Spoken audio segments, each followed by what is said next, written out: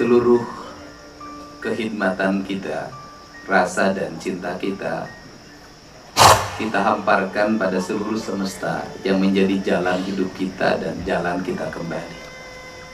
Tuhan mentakdirkan kita untuk menjadi bagian dari dunia, bagian dari bumi.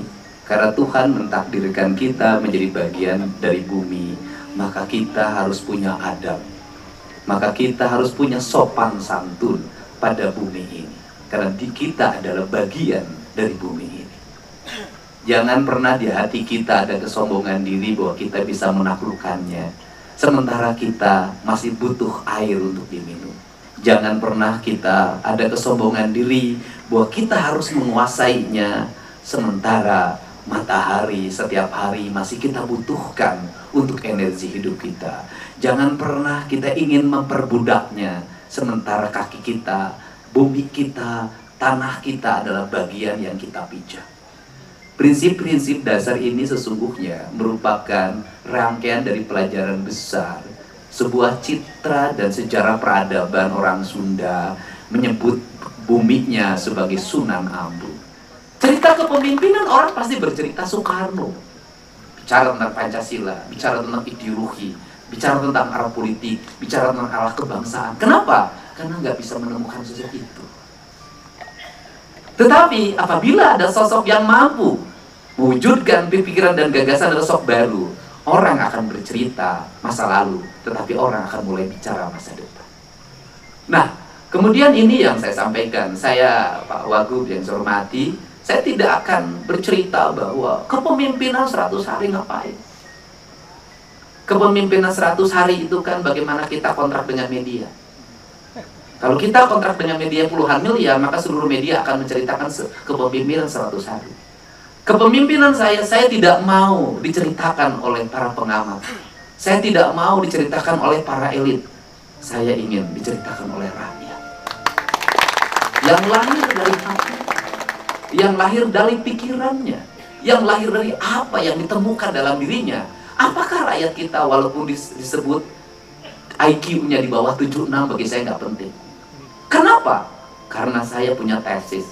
Daerah-daerah yang dianggap intelek, daerah-daerah yang rakyatnya dianggap akademis, selalu gagal memilih pemimpinnya. Boleh buktikan. Daerah yang, desa yang orang pinternya banyak, biasanya pemimpinnya selalu hadir yang pemimpin yang tidak sukses.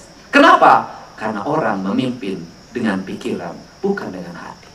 Bagi saya, pilihan yang terbaik dalam hidup bukan pikiran, tetapi hati. Karena hati tidak bisa dibohongi. Inilah atraktif kepemimpinan. Karena atraktif kepemimpinan, maka saya menyampaikan pada semua. Di sini banyak para pegawai pemerintah Provinsi Jawa Barat. Kalau kita membangun kerangka berpikir pembangunan hanya didasarkan pada angka-angka yang ada dalam catatan anggaran belanja daerah, sampai kiamat daerah tidak akan pernah maju. Kenapa? Karena harapan kita hanya pada angka itu. Maka pikiran kita hanya jangkauannya pada angka itu. Tetapi kalau kita mengatakan buku APBD adalah instrumen kecil dari sebuah cita-cita besar tentang peradaban, tentang pembangunan, tentang keinginan, tentang masa depan, maka kita akan meraih sesuatu yang tidak ada dalam pikiran kita. Ketika kita bertemu orang, membawa buku dan mengantarkan sebuah proposal, maka orang itu hanya akan memberi maksimal paling tinggi apa yang ada di proposal itu. Ketika kita bertemu dengan orang, kita tidak memiliki harapan apapun, kecuali kita ingin bertemu karena rasa rindu dan mencintainya, kita akan mendapatkan segalanya. Maka, bangunlah dalam diri kita bahwa kita akan mendapatkan segalanya. Dengan cara apa? Dengan cara kita tidak pernah mengakui apapun yang ada dalam diri kita. Maka, kenapa saya nggak begitu kagum terhadap tokoh-tokoh ekonomi itu? Kenapa nggak penting bagi saya? Kenapa? Karena negeri ini sudah berulang-ulang saya ngomong, sudah berapa gunung yang hilang, sudah berapa kilometer mil laut yang hilang, sudah berapa